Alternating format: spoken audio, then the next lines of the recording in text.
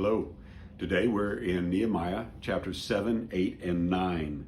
And we're going to see some interesting things in here. We've got another one of those long genealogies, lists of names to read. So that's kind of fun when we get into the middle part of chapter 7. But after the wall had been rebuilt and I set the doors in place, the gatekeepers and singers and the Levites were appointed. And I put in charge of Jerusalem my brother Hanani, along with Hananiah, the commander of the citadel, because he was a man of integrity and feared God. The gates of Jerusalem are not to be opened until the sun is hot, while the gatekeepers are still on duty. Have them shut the doors and bar them. Also appoint residents in Jerusalem as guards, some at their post and some near their own houses. They have now locked up Jerusalem. They have it where they can protect it, and that's what they want. So then it says, he looked around Jerusalem basically, and he saw that they had rebuilt the temple. They had now rebuilt the walls, but no one was really living there. It was still mostly rubble.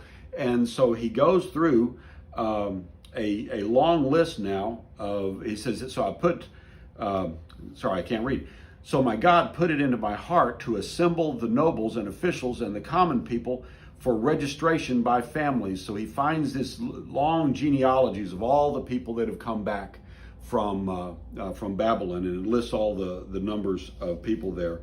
It says the whole company was 42,000 besides 7,000 men servants and maid servants. And they also had singers, and then they had all of their animals and things, something like that.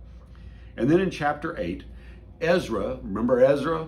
He's a pretty old man by now, because it's been about 50 years since the end of the book of Ezra. And he comes and he reads the law. So they bring everybody in and they set up a big tower, and all the people show up, and he reads to them the book of the law. And they realized as they're reading that they were at the point where they normally have the Feast of Tabernacles. And so they sent everybody out to get the palm branches and the leaves and things like that they made their booths from, that they lived in for 8 days. And so then they celebrated the Feast of Tabernacles, which is obviously something that they hadn't done for quite a while. Then we get to chapter 9, and reading all of this, the people start to realize that they have sinned. And so chapter 9 is this long dissertation on what the Israelites had done. So starting around verse 6 or 7, around verse 5, 6, it goes into about 2.5 pages of a recounting of what God had done for the Israelites and how they had fallen away from him and come back and fallen away. Verse 26 has a good summary of that. He says, "But they were disobedient and rebelled against you, O Lord. They put your law behind their backs." I like that phrase. It's like taking the Bible or taking your prayer time and putting it behind you where you can't see it. And that's what they did. Put it behind their backs. They killed your prophets who had admonished them in order to turn them back to you. They committed awful blasphemies. So you handed them over to their enemies who oppressed them. But when they were oppressed, they cried out to you. From heaven you heard them, and in your great compassion you gave them deliverers who rescued them from the hand of their enemies. But as soon as they were at rest, they again did what was evil in your sight. This is the story of the Old Testament.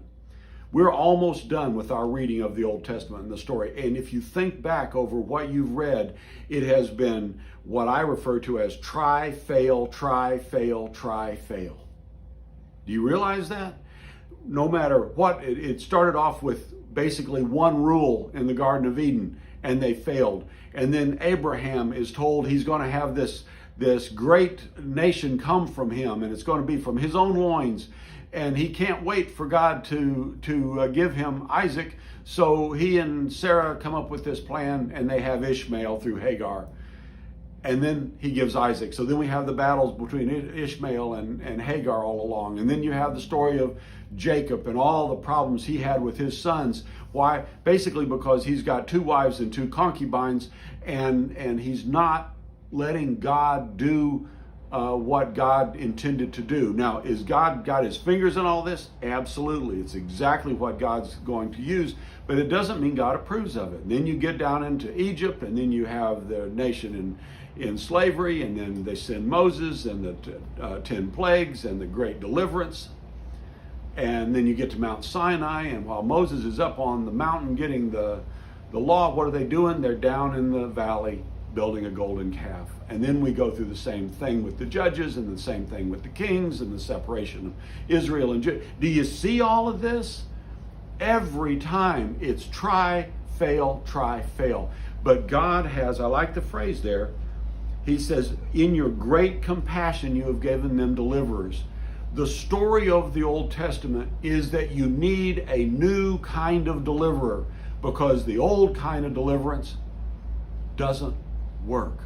And God's doing this so that they can come to that conclusion. That's why Jesus is so pointed talking to them in the New Testament, saying, you are supposed to know the Old Testament. You should know who I am. You should be able to see me, but they can't. And we'll get into that when we get into Luke. But then you get, by the end of the chapter, it says something what I think is very interesting. In view of this, this is the end of chapter 9, we are making a binding agreement, putting it in writing, and our leaders, our Levites, and our priests are affixing their seals to it. So they said, okay, we're not going to fall away anymore. Not going to do it anymore. We're going to write it down this time, and we're going to sign it, and we're going to follow it. Well, guess what? They don't. Big surprise, right? Where is the law written in for us? Where does God say he's going to do it in the latter days? Hebrews talks about this. It's written not in a document, but on our hearts. The seal is not them affixing their seal to the document saying we affirm this. It's God affixing his seal in us through the Holy Spirit. I hope you can see that. That's what all of this is leading up to. But anyway,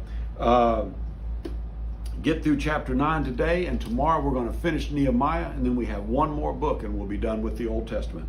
I hope you're enjoying. Talk to you again tomorrow. God bless you.